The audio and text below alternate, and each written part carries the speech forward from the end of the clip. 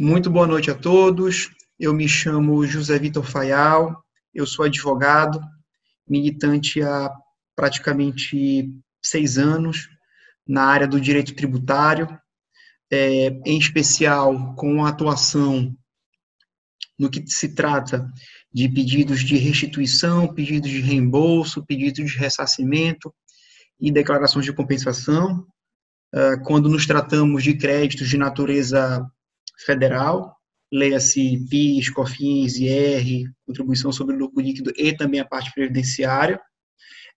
Eu atuo na região do Pará, particularmente na capital, Belém, com capilaridade no interior do estado.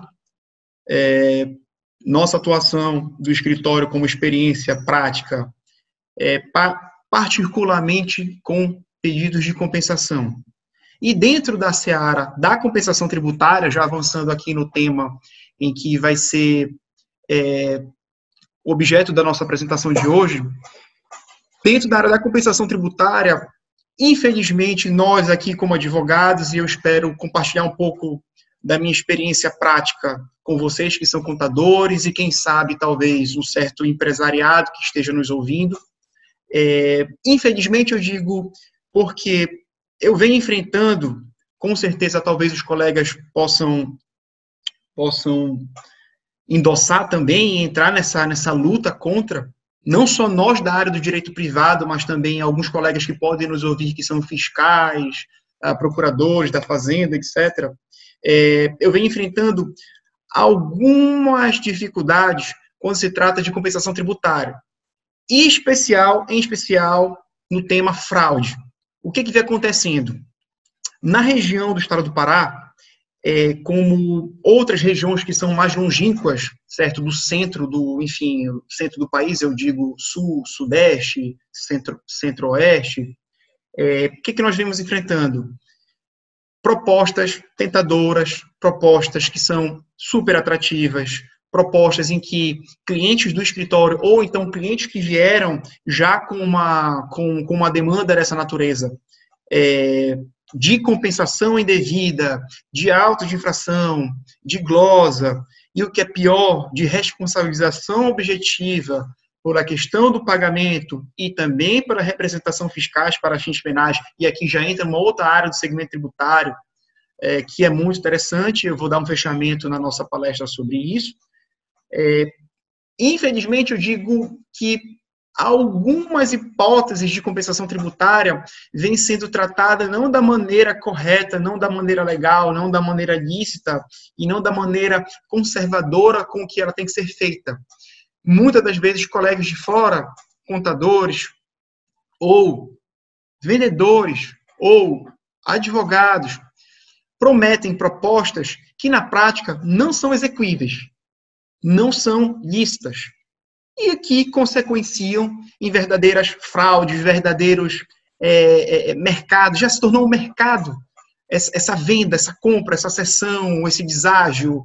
Você, como empresário, é tentado, chega um colega de fora oferecendo uma compensação que aparentemente ela é devida, mas quando você estuda a legislação e você estuda a natureza em que ela é formulada, não tem nada de devido, muito pelo contrário, tem sim uma fraude, uma hipótese de fraude tributária, uma hipótese de crime, uma hipótese de responsabilização do sócio administrador pelos fatos e atos em que você opta pela compensação tributária quando deixa de pagar um tributo, fora a questão dos juros e da multa, que não vou entrar em detalhe aqui.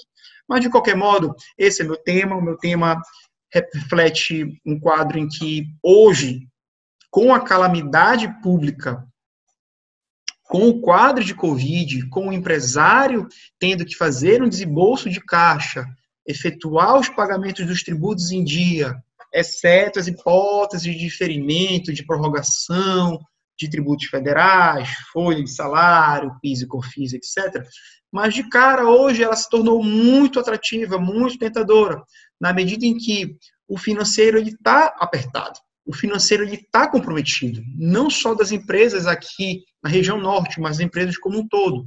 Então, ficou-se muito suscetível o empresário ter essa essa proposta é apostar nisso, nesse mercado em que eu confesso para vocês, quando os clientes nos procuram aqui no escritório, eu digo que não é o mercado. A compensação tributária, ela tem que ser dada de um tratamento jurídico e também um tratamento contábil, porque sem as escritas contábeis, sem as retificadoras, sem as transmissões das obrigações acessórias, que são requisitos necessários para você comprar um crédito tributário, não é somente ter uma decisão judicial, transitada em julgado, não é só você ter um direito administrativo reconhecido, um direito creditório, mas você tem que informá-lo, o fisco tem que estar ciente, só não através dos instrumentos correlatos, que são as obrigações acessórias, os deveres instrumentais, certo?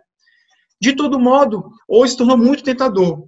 Então, estamos aqui para, primeiro, alertar tanto os colegas contadores, quanto os colegas advogados, quanto os gestores das empresas, quanto os sócios administradores, para que eles não caiam nessa antiga discussão que era já de 2009, 2010, voltou-se agora a falar-se muito em compensação tributária em razão do quadro de calamidade pública deferida, né, determinada, enfim, pelo governo federal, e também pelo fluxo de caixa, que baixou muito. Eu digo aí, vamos colocar como exemplo as questões da própria construção civil. Aqui no escritório nós temos muitas construtoras que estão, sim, enfrentando uma crise desmedida, uma crise em que você fica ali entre pagar um tributo ou pagar uma folha de salário ou pagar um fornecedor. Então, é uma equação de difícil escolha, de difícil opção. Mas estamos aqui para, primeiro, desmistificar, dizer que é possível uma compensação, dizer que pode haver, sim, um crédito tributário esquecido ou perdido, certo? Pode, sim, haver um pagamento a maior ou uma retenção a maior de uma carga tributária, que já não é baixa no nosso país, mas que você, dosando e fazendo aquilo que a legislação lhe permite, você consegue, sim, melhorar o fluxo de caixa. Mas, de todo modo, basicamente, é esta a nossa apresentação de hoje, fraudes em compensação com créditos tributários federais. Não trataremos aqui das hipóteses de município, do ISS, muito menos das hipóteses do ICMS do Estado, e daremos continuidade à nossa palestra. Antes de iniciar a palestra, eu gostaria de agradecer o convite do nosso coordenador da trilha de controladoria, que é o Dr. Habib Bichara. Ele é um parceiro, é um amigo. Gostaria, Habib, muitíssimo obrigado pelo convite. Também gostaria de agradecer ao doutor Edgar, enfim, a pessoa em que idealizou a BSSP, idealizou todo esse arcabouço de, enfim, análise contábil, proposta em que hoje está sendo feita, está sendo dada. E também, Edgar, sou aluno da BSSP, tá? Sou aluno junto com...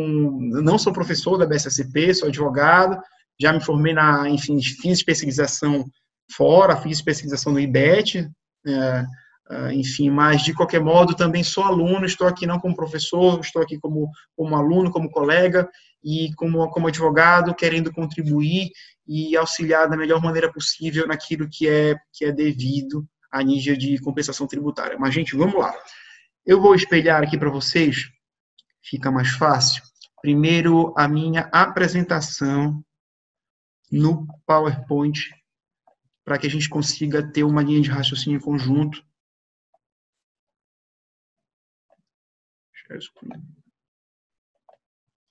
Pronto, ótimo. Ampliando, pronto. Essa é uma breve apresentação que eu fiz, coloquei somente os pontos em que são mais básicos no sentido de apresentar, tá? Primeiros pontos em que nós vamos tratar sobre as fraudes em compensação contra créditos tributários federais. Procurei deixar aqui, como primeiro slide, a diferenciação da natureza. Quando se fala em natureza de crédito tributário, eu volto à questão da origem tributária, do crédito tributário em si, certo? Você pode, de um lado, ter um crédito tributário, seja ele de natureza própria, ou você pode ter um crédito tributário seja ele de natureza de terceiros, que são chamados precatórios. E aqui vai a nossa observação primordial e principal da palestra. Mas, de qualquer modo, onde podemos começar? Podemos começar pela natureza, a origem, o que é o crédito tributário, quais são as suas hipóteses, quais são, enfim, as modalidades, talvez modalidade seria um nome também a ser dado, uma característica do crédito, mas, de qualquer modo, hoje, pela legislação tributária, pela legislação previdenciária, leia-se, Código Tributário Nacional, leis federais que tratam sobre as compensações tributárias, instruções normativas da Receita Federal, agora a Secretaria Especial da Receita Federal do Brasil, certo? Algumas destes dispositivos de lei, dispositivos de regulamentação, eles conseguem nos nortear sobre a natureza do crédito tributário, sendo ele próprio, leia-se, do contribuinte, leia-se, daquele CNPJ específico, ou um crédito chamado crédito de terceiro. E aqui que aparece a possibilidade aparente de uma fraude tributária. A partir de quando se fala e quando se veio a falar em crédito tributário de terceiro, de um precatório, de uma certidão de trânsito julgado de terceiro, de uma letra, de um título público, de um crédito advindo, muitas das vezes, uma letra de câmbio, um título público, uma TDA, etc., aqui que aparentemente você tem uma hipótese de uma compensação indevida, de uma compensação que se refere a uma fraude tributária, muito embora hoje algumas das empresas não ofereçam tão somente a questão de compensação de terceiro. Hoje, a própria compensação do CNPJ, ele próprio, do CNPJ, ele por si só já lhe traz um certo ar também de legalidade, mas com certeza com uma análise perfunctória a gente consegue ter uma dimensão se é devida ou não devida. Mas vamos lá. Créditos podem ser próprios quando, como eu já falei anteriormente, do CNPJ do contribuinte. Ou ele pode ser de terceiro. Muito embora seja redundante, de um terceiro, um CNPJ externo. É possível, vou começar de baixo, é possível você compensar um crédito que seja de terceiro? É possível, em algumas hipóteses que são excepcionalíssimas.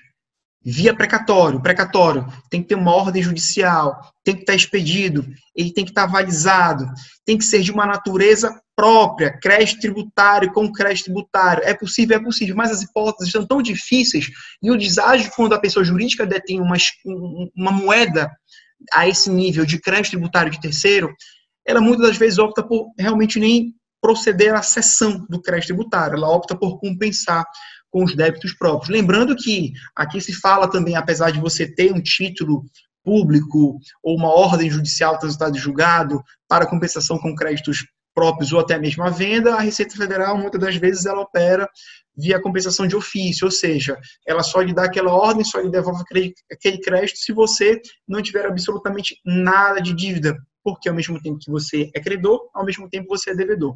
Mas voltando à hipótese aqui ventilada sobre os créditos próprios. É possível você ter uma compensação com créditos próprios tributários? É possível. Quais as hipóteses? Eu elenquei aqui alguma delas. Primeiramente, a via administrativa. Na via administrativa, é muito comum esse tipo de assessoria jurídica, assessoria contábil. É muito comum você, como sendo empresário, você, como sendo contador, é procurado por um advogado em que ele lança a mão de uma tese tributária, da tese tributária administrativa, com respaldo em legislações que são realmente existentes e verídicas, como é o caso aqui no escritório, em que a gente faz muita assessoria para a parte de construção civil, em que você basicamente tem o direito creditório reconhecido na via administrativa, certo?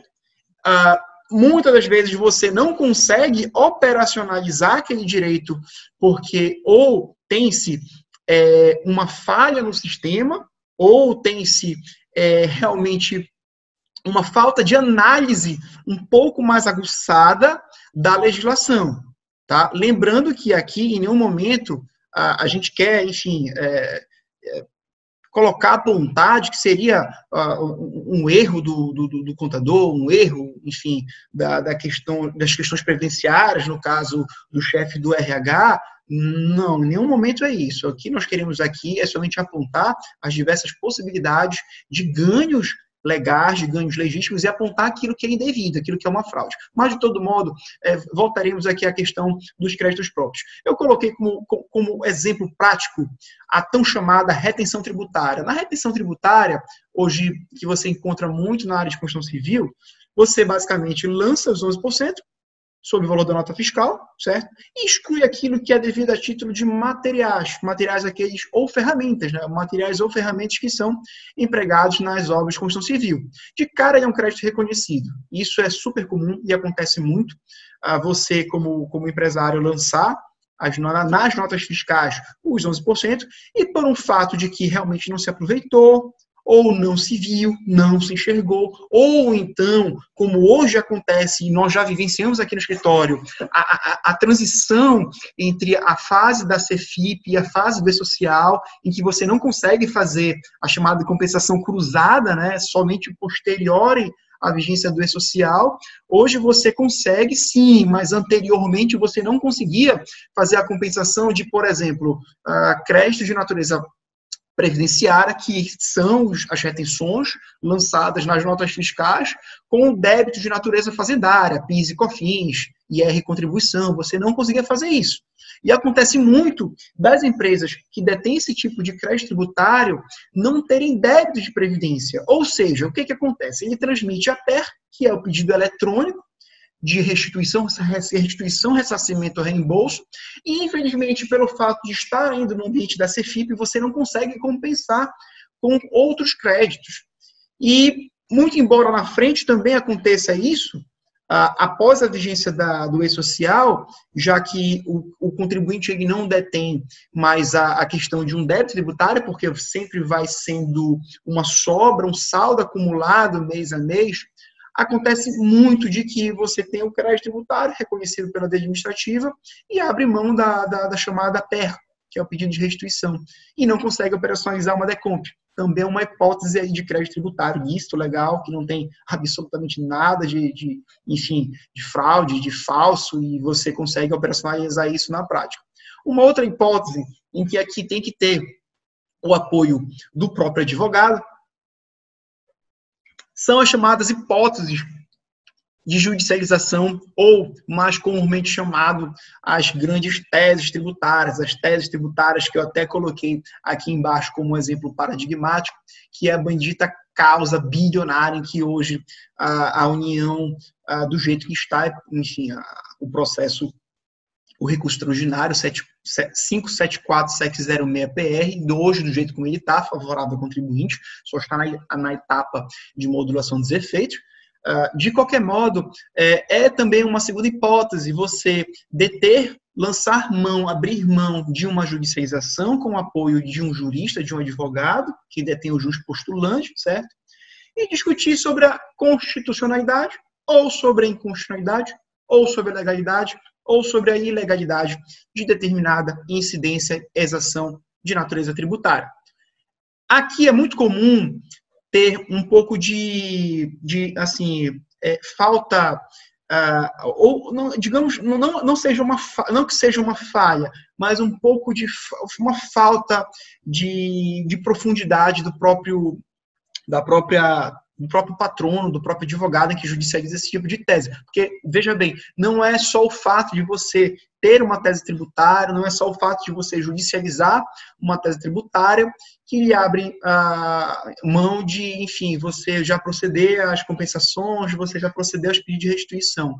Acontece muito nas hipóteses aqui do item B de créditos próprios, você judicializa uma causa no ano de 2020, passa-se 3 anos, 3, 4, 5 anos, transita em julgado a causa, após o trânsito em julgado da causa, o contribuinte vai, certo? E já faz a compensação. Não é assim.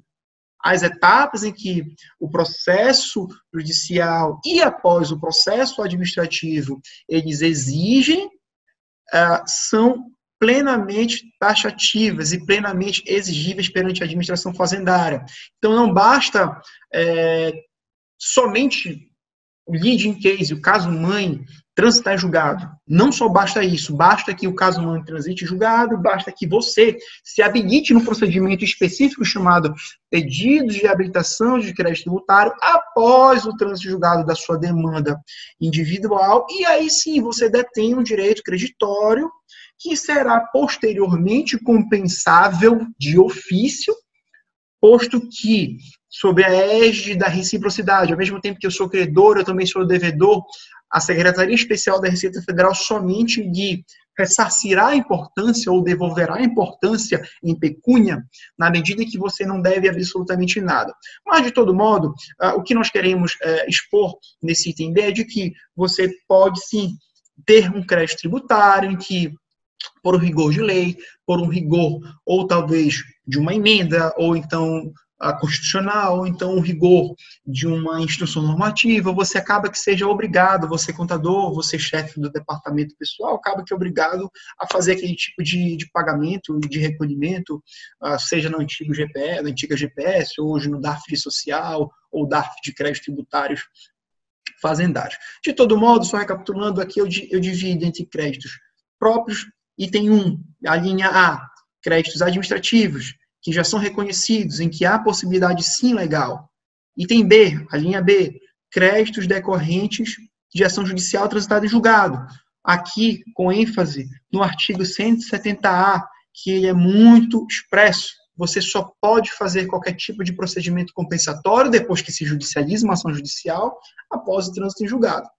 E, por fim, créditos tributários dos chamados terceiros. Terceiros são pessoas alheias ao contrato social, pessoas alheias a qualquer tipo de, enfim, de participação societária, etc. Aqui sim você enxerga digamos, uma fumaça. Uma fumaça, foi até bom colocar em cinza, porque já reflete a cor de fumaça, mas há uma certa fumaça, há um certo... há uma certa aparência de que é algo indevido, algo que é uma fraude. Volto a repetir. É possível você compensar créditos de terceiros? É possível. Porém, todavia, as hipóteses são remotíssimas. E hoje, realmente, pelo menos aqui no escritório, nós nunca presenciamos um caso desse de você fazer uma escritura pública de um crédito tributário transitado em julgado, de um título da dívida agrária, de uma TDA em que você tem uma receita própria, de, enfim, uma receita rural própria, etc. Nós nunca vivenciamos isso, porque, eu repito, são específicos, muito específicos. E quando há esse tipo de crédito tributário, o próprio contribuinte opta por fazer a compensação. Mas daremos aqui seguimento ao segundo ponto da nossa abordagem de hoje. Requisitos para compensação. Ciente de que hoje você pode fazer a compensação já com foco no crédito tributário próprio. Ciente que você pode fazer uma compensação de um crédito tributário próprio, certo? Pela via administrativa, via per decomp. Ou você pode optar pela judicialização, via mandado de segurança, via ação de rito ordinário, etc. e tal, fica a critério do colega jurista optar pela via mais segura possível para o seu cliente e também pela via eleita ao momento da elaboração da tese tributária.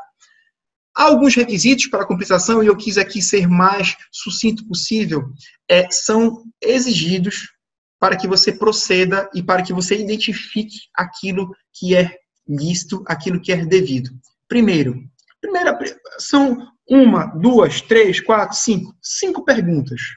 5 em que você, quando é procurado por um colega, é procurado pelo próprio empresário, tem que se avaliar, tem que se enxergar se é realmente aquilo que está acontecendo na prática. Primeiro, o crédito tributário, ora proposto na compensação, ele é próprio? Próprio, leia-se, do seu CNPJ ou de um CNPJ que seja um CNPJ de um sócio, de uma participação ou de uma empresa em que você quer incorporar, ele é próprio. Primeiro, o crédito tributário, ele tem decisão judicial transitada em julgado? no caso do item D, em que você judicializa uma tese tributária. Terceiro, ele é líquido e certo? Você consegue mensurar o crédito tributário? E aqui um ponto muito interessante. Eu já vi muitos colegas, por exemplo, optar pela judicialização de uma determinada tese tributária, e eu vou tirar como exemplo a grande tese do século, que é a questão da exclusão do ICMS destacado da base de cálculo do PIS e da COFINS, e na hora de você, após a judicialização da tese, já na fase ou de liquidação de sentença, ou de apuração de valores no próprio bojo da ação judicial, e aqui a ação de rito ordinário, o juiz não tinha para efetuar a liquidação e a certeza do crédito. E muito embora você tenha judicializado a tese, pasmem, você não tem o crédito, ou seja, o contribuinte ganha, mas não leva. Por quê? Primeiro, o ICMS a ser excluído é o ICMS destacado. Outro, o ICMS a ser excluído da base do PIS e da COFINS é o ICMS destacado da base de cálculo do PIS e da COFINS que é pago. E não sobre aquele PIS/COFINS, como, por exemplo, um caso de uma concessionária de veículos, ou então um caso de uma distribuidora de medicamentos, em que o PIS e COFINS ele sofre aquele fenômeno da tributação concentrada na etapa primeira, na cadeia, na indústria. Então, já vi alguns casos aqui, enfim, na prática jurídica, na prática desse tipo de atuação no ramo do direito tributário, em que o contribuinte, enfim, o colega ajuizou uma ação excluindo o ICMS da base de cálculo do PIS e da COFINS, porém o PIS e a COFINS ele nunca foi recolhido. Então, nunca houve um DARF de pagamento, nunca houve um desembolso do contribuinte para o pagamento do PIS e da COFINS, e certamente a Receita Federal do Brasil, a Secretaria Especial da Receita Federal do Brasil, não deferirá o seu pedido. Você não terá o direito creditório, porque você não pagou o tributo. Então, assim, eu não entrarei nem no fato se é a transferência do ônus fiscal para o contribuinte, aquele velho artigo 166 do CTN. Não, só entrei no fato de que realmente para você, antes de efetuar uma compensação, antes de saber se aquela compensação é devida ou não, tenha cautela, tenha o cuidado de verificar se aquele contribuinte sofre a incidência daquele tributo. Certo? Partiríamos para o 4. Relativo a tributos administrados pela Secretaria Especial da Receita Federal do Brasil. Aqui é muito interessante porque há também um certo mercado na área do direito tributário de uma tese muito interessante, que é aquela tese sobre o adicional de 10% do FGTS, certo? Em que o tributo ele não é recolhido pela Receita Federal do Brasil, pela Secretaria Especial da Receita Federal do Brasil. Ele é um tributo recolhido pela Caixa Econômica Federal. E aqui tem que se fazer também um certo cuidado, na medida em que a Receita Federal do Brasil, ela só permite compensação, desde que a compensação seja de um tributo administrado, arrecadado e fiscalizado por ela. Se for um crédito tributário, e eu acredito que seja, sim, o adicional de 10% do FGTS devido nas demissões sem justa causa, um tributo, porque ele preenche todos os requisitos do artigo 3º do CTN, certo? Porém, todavia, não obstante, ele é um crédito tributário que não é administrado pela Receita Federal do Brasil. E também aqui se encaixa perfeitamente na hipótese de que você tem o direito creditório, por exemplo, um direito contra a União, em favor de você e contra a União, de uma desapropriação de terra, de uma indenização por não receber uma importância no tempo devido, ou qualquer que seja o tipo de natureza que é daquele crédito, se ele não detiver natureza tributária e for um tributo administrado pela Secretaria Especial da Receita Federal do Brasil, ele não será devido. Certamente ele sofrerá dos vícios aí, dos males da compensação não declarada, compensação não homologada, que nós falaremos mais adiante. E, por fim, a reciprocidade, como eu havia dito já no primeiro slide, em que você, antes, certamente, de fazer e de propor algum tipo de assessoria e de compensação tributária para o cliente, você tem que estar ciente de que nenhum valor será ressarcido, nenhum valor será restituído, nenhum valor será reembolsável se você não efetuar antes a compensação de ofício, que é justamente essa hipótese de você, a Receita Federal do Brasil, somente lhe devolver aquilo que você não deve. Reciprocidade. Daremos seguimento. Terceiro slide. Resultado das compensações. E antes de entrar nos resultados das compensações, eu gostaria de espelhar uma pequena tela para vocês, em que ele trata das hipóteses da Instrução Normativa 1717, que é justamente a legislação, a instrução em que ele encontra as bases tributárias para as chamadas compensações que são declaradas ou compensação não homologadas. IN 1717. Não vou adentrar a IN 1717 antes de adentrar na etapa aqui em que se discute entre compensação não homologada e compensação não declarada. Brevemente, o IN 17 é aquela instrução normativa que trata das disposições gerais sobre as compensações, sobre os pedidos de restituições, sobre as multas, sobre as glosas, sobre aquilo que é devido, sobre aquilo que é indevido. Então, a instrução normativa 1717, anteriormente conhecida como instrução 1300, que já não existe mais, foi revogada pela 1717, uma instrução normativa mais recente, já de 2017, somente 3 anos. Ela trata basicamente, e aqui eu fiz uma atenção muito específica, só sobre a parte em que ocorre o desembolso financeiro, que é justamente nas hipóteses de compensação não homologada e compensação não declarada. Muitos colegas, contadores e até advogados não entendem muito bem a diferenciação entre aquilo em que é uma não homologação e aquilo que é uma não declaração. E eu fiz este apontamento com base na própria instrução normativa e tive cuidado de trazer para vocês aqui para a tela, para a discussão, o fato de que, primeiramente, quando você operacionaliza uma compensação tributária e digamos que daquela compensação tributária, parte da compensação que é devida, ela foi indeferida, encaixa-se na hipótese de compensação não homologada. Não homologada, o que é? Um indeferimento. Ora, se eu fiz uma PER de retenção tributária na fonte de previdência da alíquota de 11% sobre a mão de obra, com base na Lei 9711 de 98, que é um crédito tributário reconhecido pela IN 971, e aqui já fiz um gancho, já mudei um pouco, enfim, já tirei da parte da 1717 e já fiz o gancho para a IN 971, certo? Se é um crédito tributário que ele é devido, você faz uma PER de 100, mas, todavia, não obstante, você leva a um indeferimento de 30, ou seja, 100 menos 30, você ganha 70. Sobre aquele crédito que não é homologado, ele é indeferido, você ainda pode optar pela discussão administrativa, que é exatamente a questão do PAF, do processo administrativo fiscal. A não homologação de cara, ela é como se fosse um pedido puro e simples, em que o contribuinte acha que tem o direito de 100, mas detém o direito de 70, e ele pode ainda assim discutir os 30, devido ao processo legal, ampla defesa, pode ser que o fiscal, à hora, não tenha analisado, compulsado todas as obrigações acessórias, no caso de previdência CFIPs ou E-Social, ou no caso do PIS da COFINS, a FD contribuições, pode ser que isso aconteça assim na prática. Isso é hipótese de compensação não homologada. Já por outro lado, certo?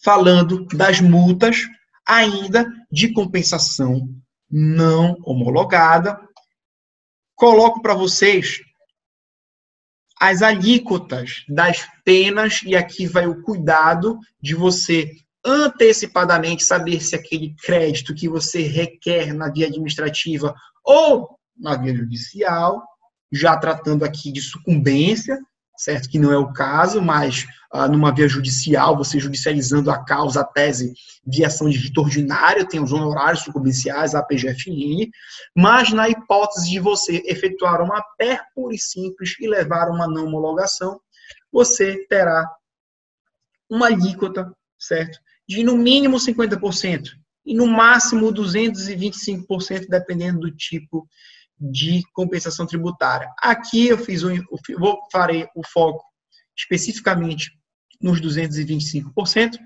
porque é o caso em que nós tratamos aqui das hipóteses de fraude, de falsidade, de simulação de dolo nas compensações com créditos tributários federais. Ou seja, eu compensei não levarei sofrerei correção de juros da multa e ainda voltarei com um percentual de 225 sobre aquilo que foi compensado.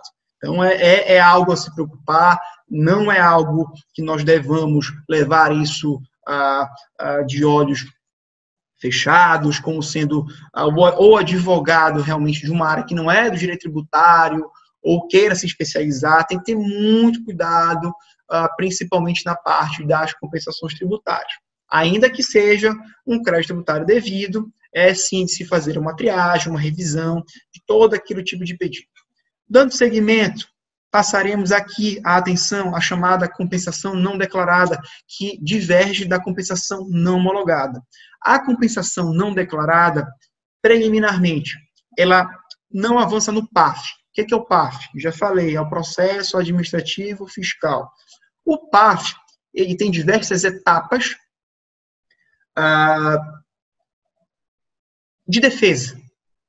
Vai desde uma manifestação de conformidade até um recurso ao CARF. Após exauridas todas as vias administrativas, o crédito tributário é constituído definitivamente e você, como a União, pode exigir a cobrança de uma maneira forçada, que já é a fase da dívida ativa, ou a fase já da execução, do ajuizamento, da execução fiscal em si. Mas, de toda maneira, a compensação declarada ela é totalmente diferente da compensação não homologada. Primeiramente, porque ela não avança no PAF. Você leva de cara uma multa chamada multa isolada de no mínimo 75% até 225%. Então, aqui ela é muito mais gravosa, as hipóteses são muito mais evidentes. Primeiro plano, inciso primeiro, é vedada e será considerada não declarada a compensação nas hipóteses do crédito tributário. Inciso primeiro. O primeiro inciso já mata de cara qualquer tipo de fraudador, qualquer tipo de consultoria falaciosa, falsa, etc. e tal, em que você não pode estar escrito, posto em instrução normativa, que você não pode compensar crédito terceiro. Isso é fato. Ora, eu não tenho um crédito terceiro, eu posso compensar? Não posso. Volta naquele primeiro slide, em que a compensação, via de regra, só se dá com crédito próprio.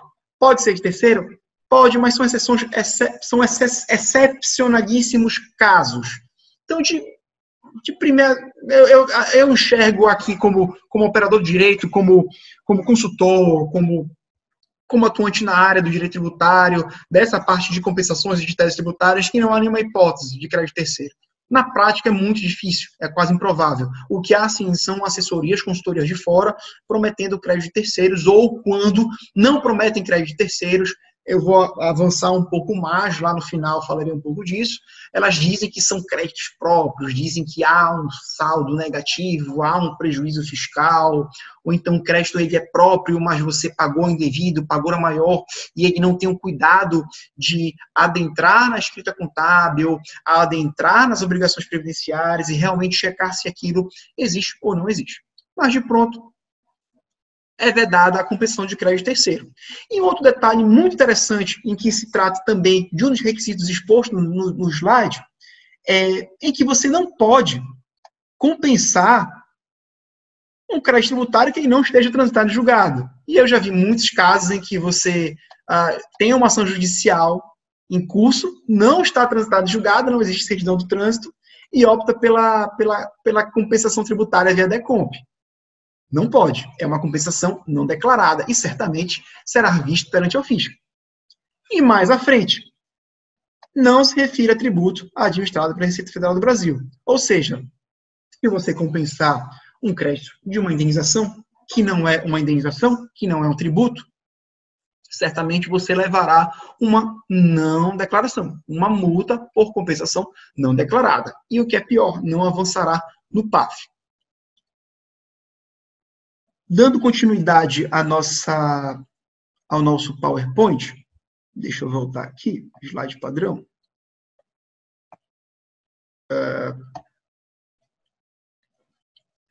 Em que tratamos, basicamente, do resultado das compensações, que são as chamadas multas pelas compensações. Ou você tem uma compensação homologada, que é aquela compensação administrativa, ou decorrente de um crédito transitário, ou crédito tributário, judicial, transitado em julgado, ela vai ser homologada, ou ela vai ser não homologada, ou ela será não declarada. E aqui eu fiz uma observação em que ela não avança no PAF, no caso de uma compensação não declarada. Não avançando no PAF, você não tem os efeitos da suspensão da exigibilidade do crédito tributário, com respaldo no artigo 5 do CTN, que ele trata dos pedidos administrativos, das reclamações, etc. e tal, como causa de suspensão da exigibilidade do crédito e consequente, principalmente, aqui eu já vou adiantar um pouquinho, a emissão das chamadas certidões negativas, que atraem diversos tipos de empresário, principalmente da área do setor de construção, incorporação e engenharia. Prosseguindo ao nosso tema, eu deixei para falar do principal tema que aqui a gente tenta desmistificar e, ao mesmo tempo, alertar para as falsas assessorias. É muito interessante, e isso foi somente através de um estudo um pouco mais aprofundado, em que realmente o próprio contador e o próprio advogado, o próprio empresário, ele não está ciente de que existe uma série de operações da Receita Federal do Brasil só discutindo fraude em crédito tributário, só discutindo compensação indevida, só discutindo a questão de diversas assessorias, consultorias vindo de fora, seduzindo as empresas, seduzindo o empresariado, seduzindo próprio contador com parcerias. Já vi isso acontecer muito. São verdadeiras franquias. Você, enfim, abre monta-se uma estrutura, tem todo um portfólio, um book de como fazer uma compensação tributária, só que muitas das vezes, e na maioria das vezes, aquela compensação tributária, ela é realmente uma fraude. E o que é pior, a pessoa em que opta por fazer uma parceria, ou opta por abrir uma franquia, não sabe e não tem um conhecimento, não tem um know-how, nem sabe o que está fazendo. Mas, de toda maneira, eu preferi aqui dividir nas diversas operações, tá, a nível de Receita Federal do Brasil: Operação Camara, Operação Fantasma, Operação Mirage, Operação Mirage 2, Pirita, Manigâmia, famosa Fake Money, saldos de quimera, e também a famosa saldo negativo, que eu já vou espelhar uma tela da própria rede social da Receita Federal do Brasil. Eu achei muito interessante isso.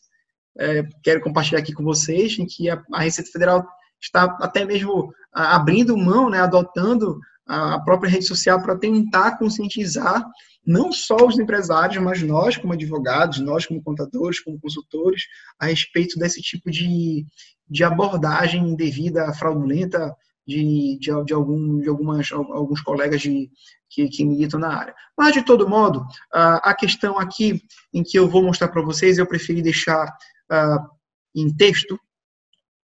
Vejam a gravidade em que uma única empresa, uma equipe de mentores conseguiram fraudar os caixas da União. Só na Fake Money em 2018, 5 bilhões foram compensados, 260 intermediários, ou seja, foram 260 profissionais oferecendo venda de crédito tributário, não só venda de crédito tributário de terceiro, mas venda de crédito tributário próprio, sendo que ele não existe crédito tributário. É uma perde comp indevida, em que ele vai avançando no PAF, vai ganhando tempo. E o que é pior, ainda teve aí decretado 16 prisões só na fake money e na saldo negativo, que eu vou espelhar para vocês a tela do Instagram da Receita Federal do Brasil, em que teve 24 prisões, a mais recente, em 2019, em um total de 2,3 bilhões de sonegação. Deixa eu espelhar para vocês o quadro aqui da Receita Federal do Brasil, exposto no próprio Instagram deles, em que ele divulga amplamente e tenta conscientizar, tenta demonstrar de que há, sim, uma máfia, há, sim, uma organização, leia-se, criminosa em todo o país. Aqui vocês não vou adentrar no mérito da questão, mas vocês podem consultar, e já peço para que vocês até mesmo sigam esse Instagram da Receita Federal do Brasil. Ele é um Instagram muito esclarecedor, é um Instagram muito atualizado. Parabéns ao excelente trabalho dos nossos parceiros e colegas auditores fiscais, parceiros de carreira. Sem eles, a nossa tributação do país não sofreria a questão da tributação justa. Então, esse tipo de conscientização dos colegas auditores fiscais do Brasil é muito interessante. Eu me basei muito no trabalho dos colegas auditores fiscais, e assim, é um trabalho fabuloso e tenta desmistificar a compensação tributária, tenta demonstrar as hipóteses de realmente fraude, falsidade, conluio, etc., ou qualquer outro tipo de termo ou característica que queira se dar esse tipo de compensação tributária. Aqui, basicamente, a gente tenta demonstrar que, de cara, o prejuízo à sociedade por uma compensação indevida foi 100 mil reais. Ou seja, nós, como sociedade, perdemos 100 mil. Imaginemos nós, como sociedade, perdermos 5 bilhões por uma assessoria fraudulenta. Então, é de se preocupar, não é algo que é simples. 5 bilhões é muito capital, é muito recurso. E aqui eu peço para que vocês, no momento mais oportuno, sigam a rede social, o Instagram da Receita Federal e leiam com mais calma essa hipótese da operação saldo negativo, que ela basicamente identificou 52 franqueados.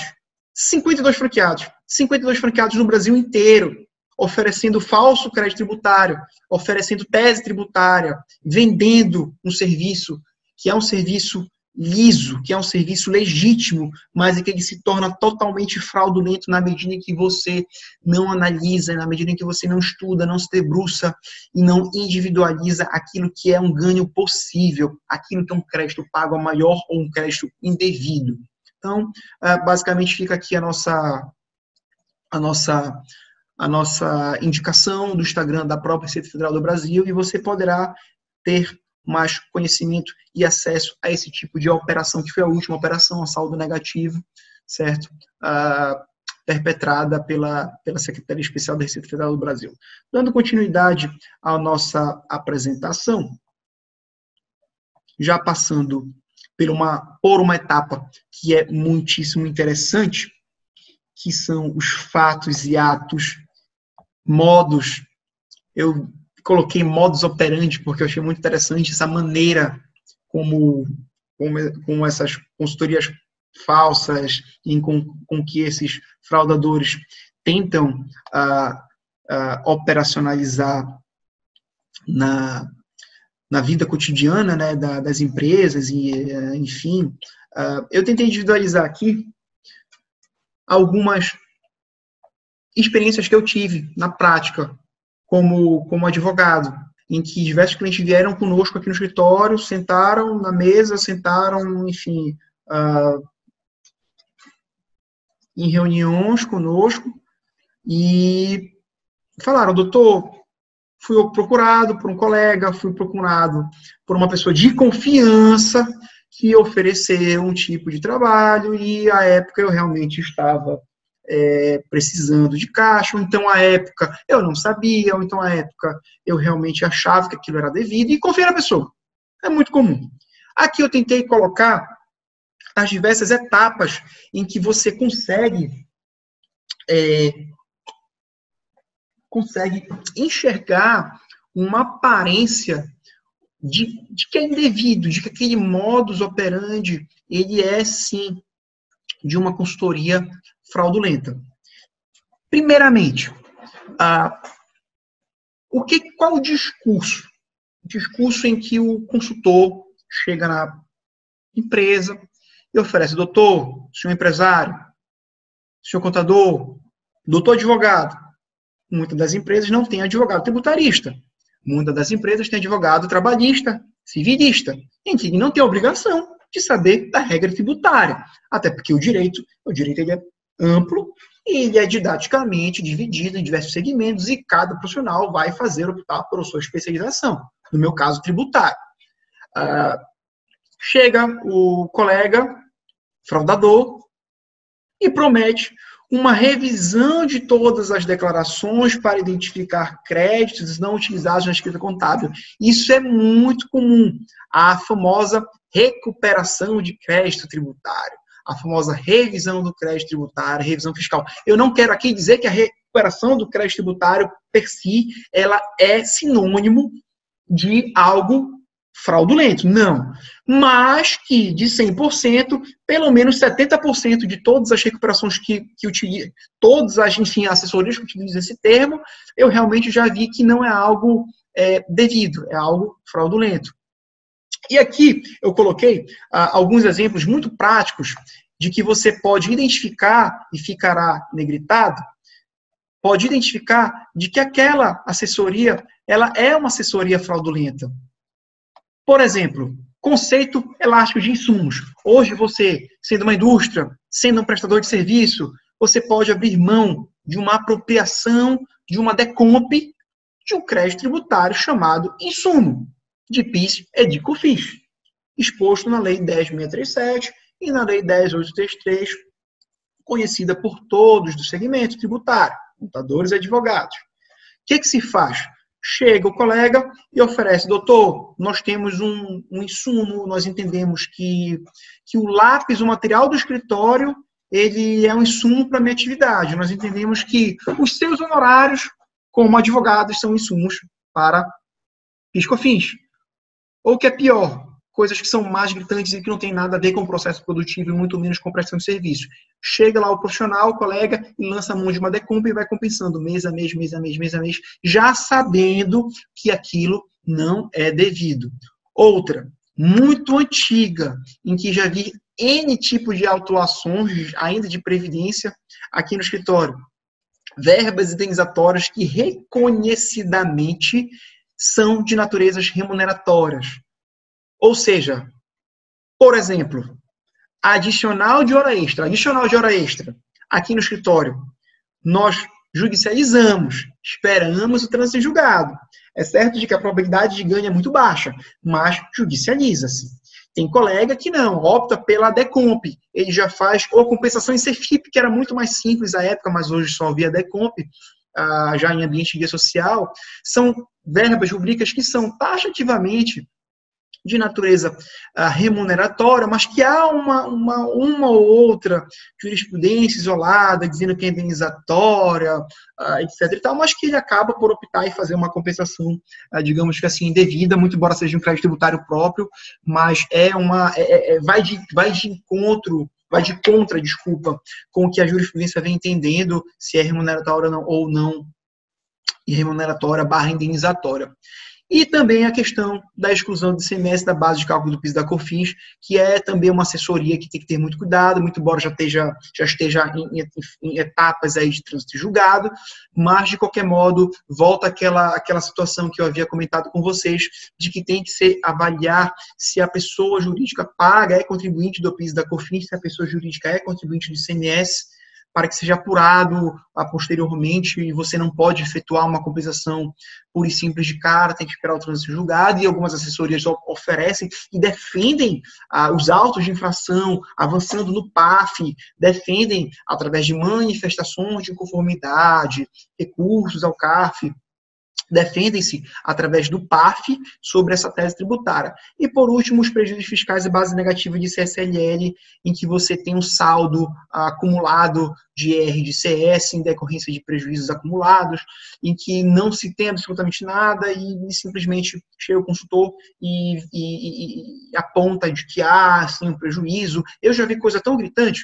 a pessoa fazendo uma decomp em uma empresa do lucro presumido, ou então uma empresa do Simples Nacional dizendo que era base negativa de CS, não faz o menor cabimento, porque sabe-se, vocês melhor do que eu, de que o prejuízo fiscal e a base negativa, como sendo uma compensação à ausência da base tributável para IR, que é o lucro, e para CS, você tem aí um benefício fiscal, enfim, uma compensação da União, de que determinada importância será ressarcida para que você compense nos meses posteriores, mas que isso somente ocorre em empresas do lucro real, com faturamento acima de 78 milhões, etc. e tal.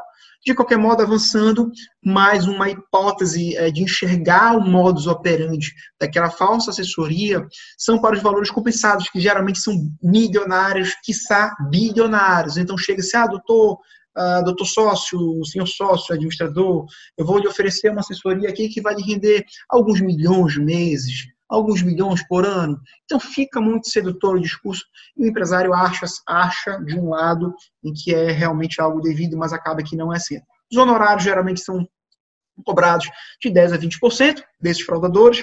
Os fraudadores geralmente, volta ao termo, estou sendo muito redundante, muito repetitivo, volta a aparentar uma certa legalidade, uma certa aparência de que são bem-sucedidos, já efetuam um procedimento em outros estados, já efetuaram procedimentos em empresas que são multinacionais, que detêm algum tipo de reconhecimento financeiro, eles vêm bem vestidos, vem com carros que são carros, não são carros baratos, e isso atrai, isso seduz, é um discurso que eu digo assim, muito atraente. Operação contratual. Geralmente, se eles não tratam de crédito tributário dos precatórios de terceiros, por meio de contratos de cessão de direitos creditórios, inclusive com a escritura pública, eu já vi com cláusula de confidencialidade, tá? Eles efetuam um contrato de prestação de serviço, tá? Com garantia. E aqui vem um grande detalhe, vem a grande sacada, a grande chave da questão, em que, muito embora você tenha, ou numa cessão do direito creditório de terceiro, ou num crédito tributário próprio, é uma prestação de serviço de um crédito decorrente de uma revisão fiscal de um crédito tributário próprio, eles lhe dão uma garantia de que aquele procedimento deles é devido. Mas, pasmem, a garantia, muitas das vezes, ou através de uma apólice, ela só vale 1 ano. Ou eles dão uma matrícula de um imóvel que não existe. Eu já vi também. Eles alteram a matrícula do imóvel e você, quando vai baixar o registro negativo do imóvel, ele não existe. E o grande detalhe aqui, para essas garantias, para essas consultorias que dão garantias, e você, como contratante, como tomador de serviço, fica mais tranquilo de que há uma certa garantia, essas garantias só duram 1 ano. Porém, todavia, não obstante, quando operacionaliza-se a compensação tributária via decomp e cai-se na compensação por não homologação, não estou falando em compensação por não declarada, o consultor ele vai avançando do PAF. E até aquele crédito tributário ser definitivamente analisado pela via administrativa, já passou-se 1 ano. E já acabou-se a garantia. Acabando essa garantia, qual a segurança do contratante que se tem, e desculpe voltando, era contratado, do contratante que se tem para exigir o cumprimento, para exigir a cobrança daquele contrato, já que aquele crédito tributário certamente será indeferido / não homologado, acrescido de juros da multa, desde a data do não pagamento, etc. e tal. Então, é mais uma das maneiras em que eu vislumbro e eu preciso repassar a vocês, conscientizá-los de que tem um foro, tem um viés, tem uma fumaça de certa legalidade. E mais um fator muito interessante, em que eu visualizei bastante, já na minha parte de consultoria, aqui perante o escritório, essas pessoas se utilizam empresários de região, líderes locais, alguns políticos, presidentes de sindicato, de empresas, etc. e tal, para atrair clientela, indicações, e você, como empresário, acaba que vai se seduzindo, que vai confiando naquele trabalho do colega pela indicação. E o que é pior, e eu deixei aqui negritado para vocês, contadores, especificamente aqui, dessa nossa pequena palestra do Pensar Contabilidade, é que eles têm a vontade, insistem em desqualificar os contadores. Desqualificam os contadores. Péssimo. Eles chegam dizendo, senhor João da Silva, o senhor tem uma oportunidade de ganho, o seu contador fez de uma maneira errada, o seu contador não presta, o seu contador tributou algo que não era tributado, e você acaba que cria, você como administrador, cria um certo repúdio para o contador, e o que é pior, coloca a culpa no contador, quando muito pelo contrário, o contador fez tudo correto. Então, é também uma das maneiras em que você pode identificar um discurso fraudulento. E por último, aqui, o que é muitíssimo interessante, que eles oferecem as famosas emissões de certidões negativas, as CNDs, certidão negativas de crédito tributário. Oferecendo uma compensação de um crédito tributário que é indevido e fazendo a compensação do crédito tributário que é indevido, imediatamente, antigamente não era assim, mas hoje já é, imediatamente seu pedido eletrônico ele é processado. Sendo processado, o seu débito tributário ele é compensado com crédito indevido. Isso é a DECOMP. Efetuando a DECOMP, ela fica sob uma condição resolutória, ela fica sob condições de análise. Você puxa a PER-DECOMP Web, a PER-DECOMP Web, que é um ambiente eletrônico que você pode consultar se aquela PER-DECOMP foi homologada, não homologada, se tem análise, ela fica em análise. E até ela ser analisada, geralmente demora-se algum período, certo? Demorando algum período, você consegue emitir a certidão negativa. Muito embora você tenha um crédito tributário fraudulento, um crédito tributário podre, um crédito tributário falso. E, aparentemente, o empresariado, o gestor, o administrador, o diretor da empresa, ele acha que está tudo bem, está tudo certo. Compensei o crédito tributário, ele já foi deferido, ele já foi processado pela Receita Federal do Brasil. Não é assim. Você primeiro faz a DECOMP, imediato, os efeitos são de pronto, para depois aquela DECOMP ser homologada. Por isso que aqui eu sempre oriento o próprio empresário, o nosso cliente, a gente sempre orienta pela via conservadora, pela via segura possível. O que é? Você faz a PER, espera tanto tempo, depois que a PER, aí sim ela é homologada, você faz a DECOMP, esquecendo os efeitos imediatos, instantâneos do procedimento compensatório. Por quê? Porque há risco.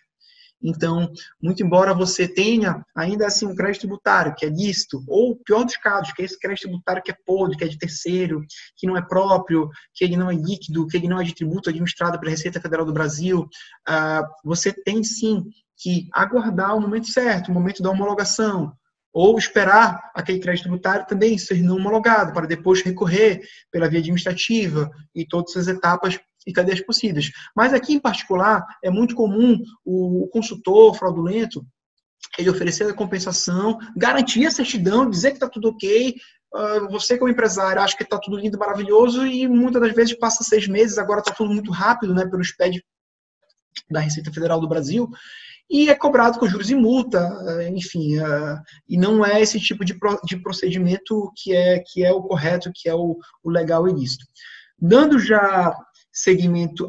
E antes da gente adentrar na última slide, eu queria também expor para vocês que a própria Receita Federal do Brasil, e aqui vai uma dica de ouro, a própria Receita Federal do Brasil, vou espelhar a tela, ela emite diversos pareceres sobre procedimentos, processos internos, até mesmo de auditorias e fiscalizações, e no que se reflete a questão da compensação tributária, existe uma cartilha da Receita Federal do Brasil, em que eu acho que seria muitíssimo interessante para todos vocês lerem com mais cautela, com mais paciência, lerem a questão dessa cartilha, em que eu vou espelhar para vocês, não sei se já está espelhada, só um minuto.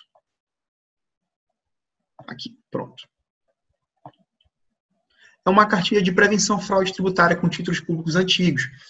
É exatamente o primeiro slide em que a gente trata sobre a compensação de crédito tributário de terceiro, em que a Receita Federal do Brasil, depois de diversas tentativas de equipes e organizações fraudulentas e criminosas tentar compensar créditos tributários de terceiros, e hoje já caiu muito porque eles estão compensando crédito tributário próprio, que não existe crédito tributário próprio, seu, enfim, não existe o trabalho de identificar realmente se há ou não um crédito tributário, só existe a compensação pura e simples desse tipo de assessoria. E aqui vale muito a pena, depois só quem quiser manda no link, ou entre em contato com o pessoal da Pensar Contabilidade, ou então copia e cola, questão do, enfim, procura no ambiente do site da Receita Federal do Brasil esta cartilha. E ela trata aqui, basicamente, ela tenta dissecar toda a fraude tributária, especialmente envolvendo aquela com utilização de títulos públicos, com o intuito de fraudar as obrigações tributárias. Ela traz aqui, e aqui eu já vou dar uma passagem, porque o meu tempo está muito curto, ela traz, inclusive, exemplos, na prática, de títulos declarados falsos, em que eu já vi um título desse pessoalmente. Assim, se eu fosse um desconhecido, se eu não entendesse da legislação e realmente não me debruçasse sobre esse tipo de abordagem fraudulenta, é fácil cair, não é difícil. Não é difícil você como empresário, se já é difícil para a gente, como sendo advogado e contador, militante na área, identificar um crédito como sendo um crédito lícito ou um crédito ilícito, imagine um empresário. Então, assim, eu quero expor para vocês, depois com mais calma, com mais paciência, vocês baixem a questão da cartilha da Receita Federal do Brasil e leiam com muita atenção. E, por fim, já dando finalidade à nossa apresentação, deixa eu espelhar aqui. Temos as questões das prevenções e das recomendações de nós como sendo pessoas que enfim, lutem pela prestação de serviço idôneo, ilícito, legal, legítimo, correto, com segurança, com metodologias extremamente conservadoras. Caso você, contador, ou o seu cliente tenha caído em algum tipo de fraude, com compensação com crédito falso, existem duas maneiras em que você já tem que efetuar o tipo de prevenção, o tipo de recomendação para tentar contornar esse ato acontecido dentro da empresa. Primeiro, antes de firmar o contrato, caso você seja procurado por um fraudador, faça logo registro de ocorrência e guarde a minuta do contrato. E, em seguida, vai informar a Receita Federal sobre a fraude. Isso é muito comum, você informar sobre uma fraude à Receita Federal do Brasil, e você vai ter, com certeza, vai estar contribuindo, vai estar agregando, vai estar auxiliando os próprios colegas auditores fiscais a se instrumentalizarem, enfim, e até expurgar esse tipo de consultoria de organização criminosa e de consultoria falaciosa, fraudulenta. Depois que você assina o contrato de prestação de serviço. E aí, doutor? Assinei o contrato de prestação de serviço. Compensei o crédito tributário indevido. Chegou um auto de infração. Perdi o prazo para impugnar. Perdi o prazo para manifestação de conformidade. O que eu devo fazer? Primeiro, calma. Sei que é difícil. Responsabilidade objetiva tributária. Quem vai pagar vai ser o sócio, a conta. O sócio não é uma pessoa jurídica, representada ali pelo sócio. Mas, de cara, faça o registro de ocorrência. Tente fazer uma auditoria daquela falsa consultoria que executou a compensação tributária. Tente fazer a denúncia espontânea, que é o parcelamento dos tributos compensados. Tente informar a Receita Federal do Brasil sobre a fraude tributária. E, por fim, contrate um advogado. contrate um advogado para ajuizar uma ação de indenização por danos materiais. Certamente aquela pessoa que lhe ofereceu o serviço contra o contratado não terá nenhum bem em seu nome, mas, de todo modo, faremos aqui o jus ao seu direito. Enfim, exatamente essa ideia que a gente, já finalizando aqui a nossa abordagem, já passou do horário, mas é exatamente essa linha de raciocínio que nós tentamos implementar aqui junto com vocês, do curso, da exposição. Espero ter contribuído de certa maneira, com conhecimento de que a compensação tributária ela é devida, mas tem que preencher uma série de requisitos. A compensação tributária com créditos terceiros ela é praticamente inexistente, tem que ter preocupação com as compensações, com as multas isoladas, multas por declaração, compensação não declarada, multa por compensação não homologada, e prestar muita atenção nos argumentos que são atrativos, nos argumentos que são suscetíveis a qualquer tipo de abordagem a nível de compensação tributária. Por fim, encerro por aqui. Muito obrigado novamente pela oportunidade de estar palestrando junto com vocês e contribuir para a classe. Qualquer tipo de dúvida, deixarei meu contato com o diretor da trilha, com o coordenador da trilha, e vocês podem entrar em contato conosco para contribuir, compartilhar casos, experiências práticas da área contábil, da área jurídica. Muito obrigado, boa noite.